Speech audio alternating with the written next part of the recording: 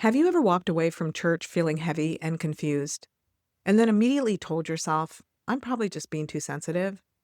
Maybe you've felt that spiritual discomfort, that tightness in your chest when certain teachings are mentioned, that knot in your stomach when you're around certain people. But you pushed it down because, well, good Christian women don't question things like that, right? Here's what I've discovered after years of my own healing and walking alongside many women. Most of us dismiss our spiritual discomfort when we should actually be paying attention to it. Today, I want to have a gentle conversation about what religious trauma actually looks like, especially for those of us who love God, but sometimes feel confused about our faith experiences. Because here's the truth: you can't heal what you can't name. And once you have the language for what happened, everything can start to shift. So settle in and let's talk about this together. We are loyal Christian women. We've served, we've believed, we've stayed, even when it hurt. We gave our hearts to faith, hoping for closeness with God, inner joy, and a safe place to belong. But somewhere along the way, the closeness became distance, the joy became exhaustion, and the place that was supposed to feel like home didn't. I'm Debra on a mission to take back pure faith from everything that distorted it. In every episode, I'll help you name what happened, see what's keeping you stuck, and come home to a safe, loving God. Grab your tea, toss the rule book, and let's go. I know what you might be thinking. Healing from religious trauma sounds overwhelming. What if it's too hard? What if I don't have time? What if it makes everything worse? Friend, I designed the Coming Home journey specifically for women who feel exactly like that. This isn't about reliving trauma or doing years of intense therapy. It's about gentle, bite-sized steps that honor your pace and your tender heart.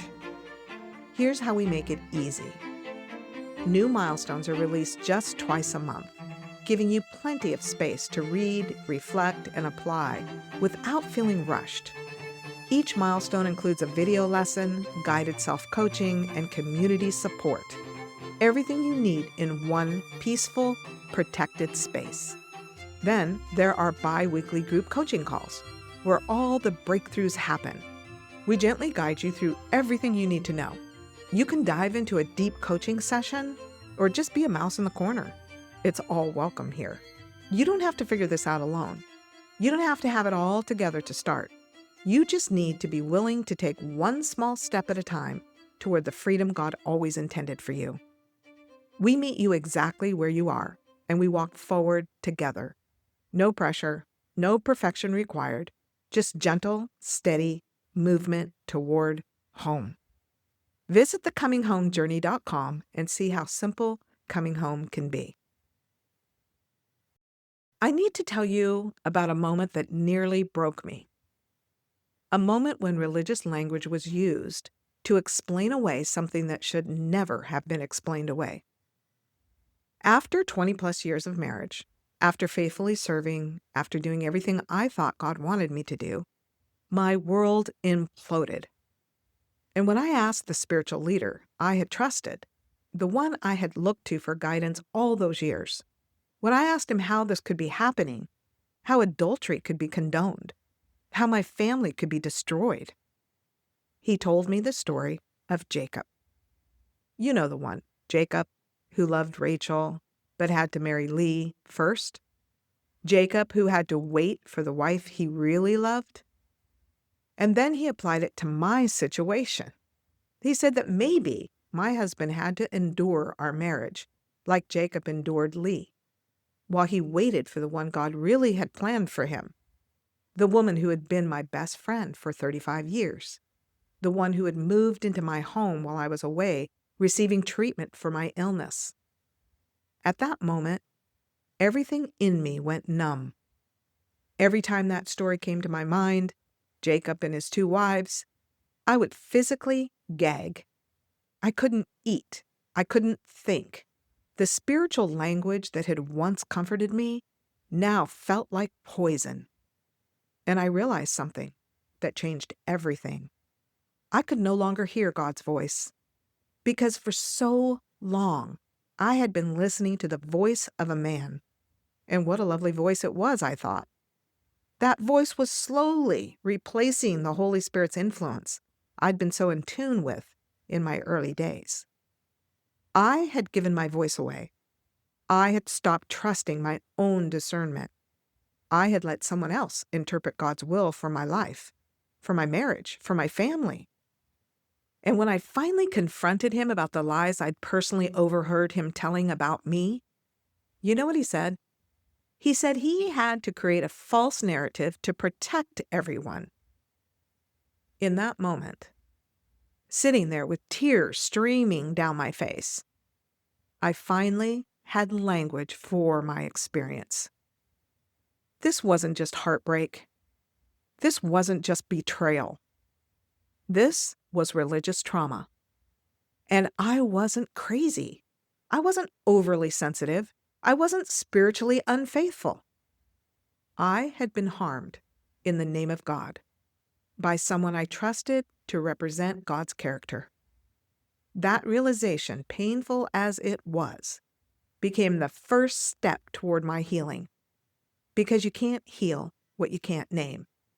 And I could finally name what had happened to me. You know, I think one of the hardest things about religious trauma is that it can be so subtle. We're not always talking about the extreme cases you hear about on the news. Sometimes it's much quieter than that. So today, I want to walk you through 3 things. First, what religious trauma actually is. Second, why faithful women like you don't recognize it. And third, what it might feel like in your life right now. I'm going to take some of this material from my book, He Is Enough. If you want to read the entire book, go to heisenoughbook.com. Okay, let's start at the beginning. The first point of our teaching today. When we hear the words religious trauma or spiritual abuse, our thoughts might go to extreme stories, the kind we've seen on the news throughout our lives. We might think of cults or scandals. And those are examples of religious trauma for sure. But what about the not so obvious, the subtle, seemingly not too harmful, and even sometimes hidden kinds of religious trauma? The kind we don't talk about, the kind that goes unresolved for years, decades, and even lifetimes. Or the type of experience behind closed doors in good Christian homes. Let me share 2 definitions that have been very helpful to me. The first one I found in my research, and it goes like this. Spiritual trauma occurs as a result of events that threaten and damage our core spiritual values and goals. This can be a result of either abuse by religious or spiritual figures, or being raised with a toxic and overbearing interpretation of that religion or spiritual belief. I like this definition because it mentions our core spiritual values and goals as being threatened or damaged. It makes sense that this can feel very serious. And notice, it doesn't disqualify religion itself. It states that the damage comes from someone's interpretation of religion. This can definitely include generational traumas, patterns, prejudices, and false beliefs passed down to us. After all, for most people, religion is a source of strength in difficult times. It gives guidance throughout life's challenging moments. It supplies a much-needed sense of belonging and support. So it's important to realize here that the abuse comes either directly from a religious figure of some kind or from being raised with a toxic or overbearing false interpretation. Now, here's my own definition, the one I've developed after a lifetime of seeing these abuses all around me. Any action, word, concept, or behavior towards us from an individual, parent, teacher, organization, or other authority figure that misrepresents God's true character. and causes us to create trauma patterns surrounding our relationship to God and others. Can you relate to either of these definitions? Here's what's so important to understand. Religious trauma is complicated. It's not easy to define because it shows up in so many different ways. Let me ask you some questions, and I want you to just notice what comes up for you as I read them. You can find these in part 2 of the He Is Enough book, specifically on page 26. All right, here's the questions. How is a child affected when religious leaders and teachers are not truly converted, but serve in positions of being examples of God's character? How does a legalistic approach to religion affect a person throughout their lives? What happens when force or control surrounding religion is used? What about when there's so much truth, goodness, and even kindness, but a person is kept in check subtly by guilt, shame, or fear of exclusion? What about being in a religious group that fears being tainted or influenced by those outside of the group? What if you don't comply with the implied rules, and there's the threat of exclusion if you don't yield or have the right spirit? These questions help reveal the subtle nature of religious trauma. It's not always loud. It's not always obvious, but it's real, and it causes real harm. Here's what I want you to hear. This isn't about rejecting faith. It's about healing from harm done in the name of faith. There's a difference. All right, our second point today. You might be wondering, if this affects so many people, why don't we talk about it more? That's such a good question. Research shows that around 1 in 3 American adults have experienced some form of religious trauma in their lifetime. 1 in 3. That means if you're sitting in a church of 300 people, about 100 of them are carrying this. But here's the heartbreaking part. Most Christian women don't even realize that's what they're experiencing. And do you want to know why? Because we've been taught to blame ourselves instead of recognizing harmful patterns. Think about it. How many times were you told that questioning was rebellion, that your emotions were too much, that if you were struggling, you just needed to pray harder or have more faith? We learned to turn our pain inward instead of recognizing when something external was actually causing harm. Here's what I need you to understand. You didn't recognize religious trauma because you were being good. You were being faithful. You were being loyal. You were doing everything you were supposed to do. That's exactly why you couldn't see it. The woman who's rebellious, who's walking away from God, who's rejecting everything, she might recognize abuse more quickly because she's already been questioning. But you stayed. You tried harder.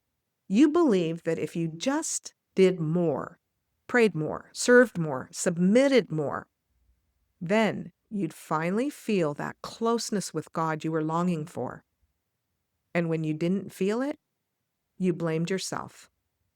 I must not be praying enough. I must not have enough faith. I must be too sensitive. Maybe I'm the problem. But here's the truth that might surprise you. The fact that you stayed, the fact that you tried so hard, the fact that you were so faithful, that's evidence of your beautiful heart. That's evidence of your loyalty to God. The problem wasn't your heart. The problem was that while you were faithfully serving, while you were loyally following, something else was happening. The sacred parts of your soul were being trampled. Let me explain what I mean by that.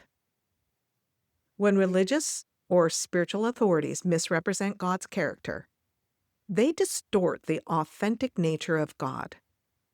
And by toxic and oppressive interpretations of faith, walking where angels fear to tread, they trample upon the sacred parts of our souls. Those sacred parts, they're the tender places that were meant to be protected and cherished. The places where your questions were supposed to be welcomed, not silenced. Your emotions were supposed to be honored, not shamed. Your needs were supposed to matter, not be dismissed. Your voice was supposed to be heard, not suppressed. But in many religious environments, these sacred parts got trampled. Not because you did anything wrong, but because the system was set up in a way that didn't honor the image of God in you. And here's what makes this so confusing. Often, the people doing the trampling didn't even realize they were doing it. They were passing down what was passed down to them: generational trauma, patterns, faith beliefs about who God is. That doesn't make the impact any less real, but it might help you understand why it's been so hard to name. All right, and here's the third point for today. Now, let's talk about what this actually looks like in everyday life, because religious trauma doesn't just live in your theology. It lives in your body, in your relationships, in those quiet moments when you're alone with your thoughts. Now, in my book, He is Enough, I walk through a detailed list of common symptoms on page 28 to 31. But today, I don't want to just read you a list. I want to help you see what these symptoms actually look like in real life, in your life. And I want you to know something. As I walk through this, you might recognize yourself. You might feel that familiar tightness in your chest. And if that happens, I just want you to take a deep breath and know you're safe here. There's no judgment, just understanding. So let me paint a picture of what I've seen in my own life and in the lives of many women that I've walked with. Maybe it starts when you're getting ready for church, and that knot forms in your stomach. You tell yourself it's nothing, but your body knows something your mind hasn't quite named yet. You might feel anxious, not the excited kind of anxiety, but the kind that makes you want to turn around and go home.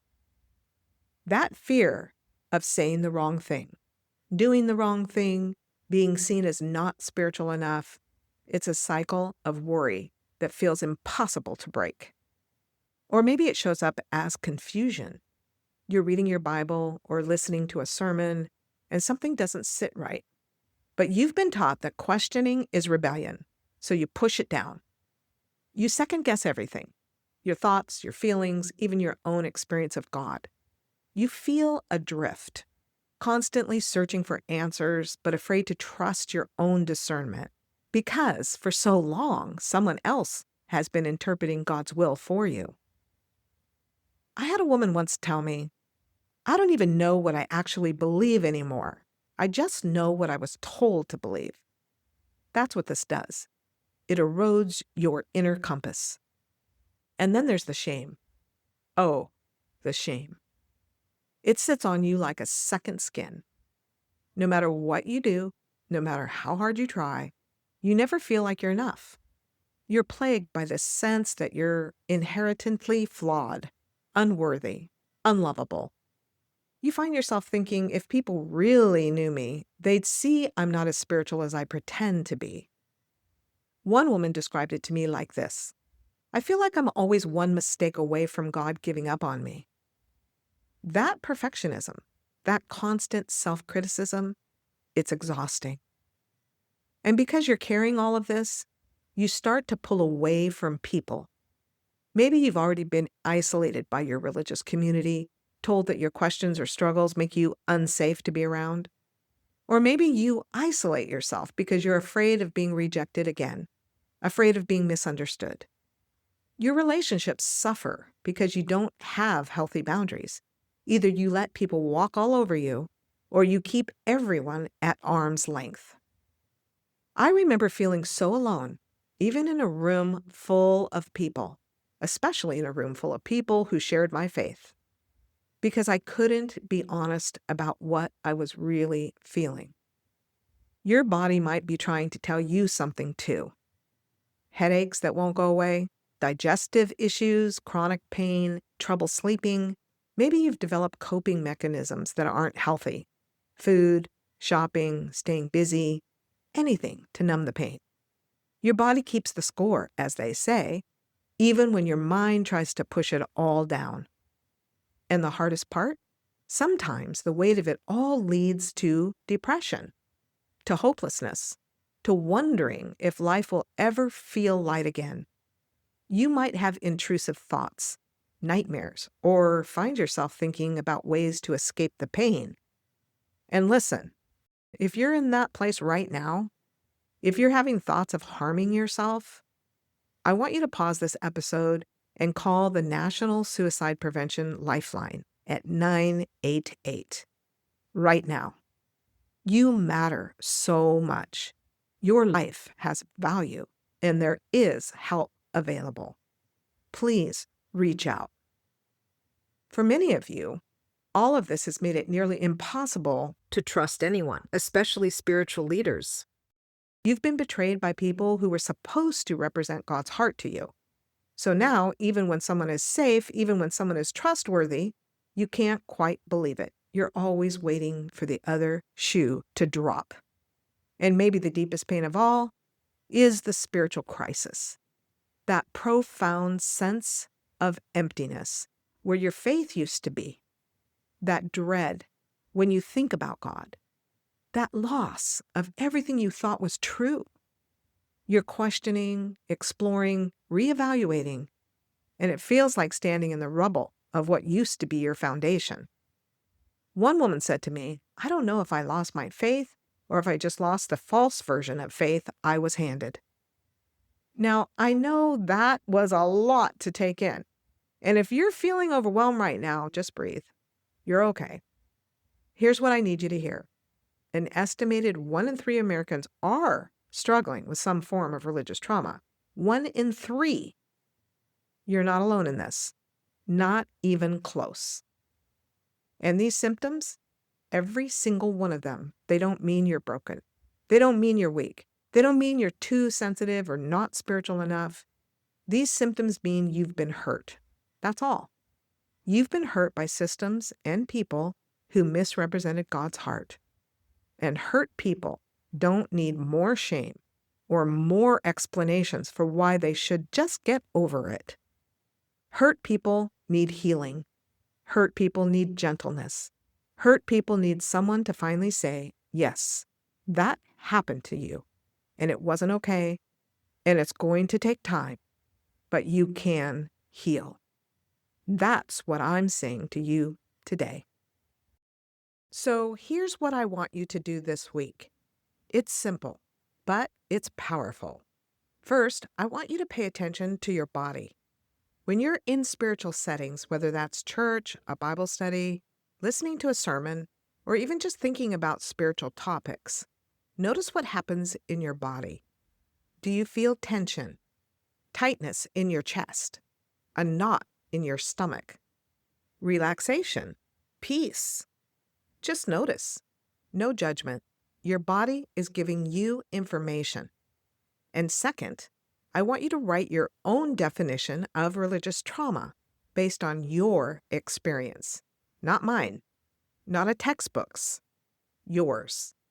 What would you say religious trauma is based on what you've lived through? You can do this in your journal, on your phone, wherever it feels safe. The act of writing it down helps you name it. And remember, you can't heal what you can't name. But now, you can name it, and that's the first step toward healing. What if I told you that feeling distant from God doesn't mean you're a bad Christian? What if your questions aren't rebellion, but actually evidence of a seeking heart? What if the very things you've been told are wrong with you are actually signs that you're ready for something deeper? Here's what I discovered after walking with a lot of women through their healing. The women who question, who feel deeply, who long for authentic connection with God and others, they're not the problem. They're the ones brave enough to seek truth. The coming home journey is built on hope. The hope that you can heal without losing your faith, that you can find God's true heart beneath all the noise, and that you can step into the freedom He always intended for you. Over 6 months, you'll move through 12 milestones that gently transform how you see God, yourself, and your purpose. Not through force or pressure, but through the kind of gentle healing that actually lasts. Your story doesn't end with confusion or distance from God. It ends with coming home to His love in a way that feels safe, real, and beautifully yours. Discover what's possible at thecominghomejourney.com. Hey friend, if this episode helped you finally put words to what you've been experiencing, would you share it with someone who needs to hear this too? And if you feel led, leave a quick review. It helps more women find their way here. Next week, we're looking at something beautiful. How Jesus Himself responded to religious trauma. How He treated those who had been wounded by religious systems. And how His response shows us God's true heart. Until then, remember, you're not too sensitive. You're not broken. And you're definitely not alone. I'll see you next time.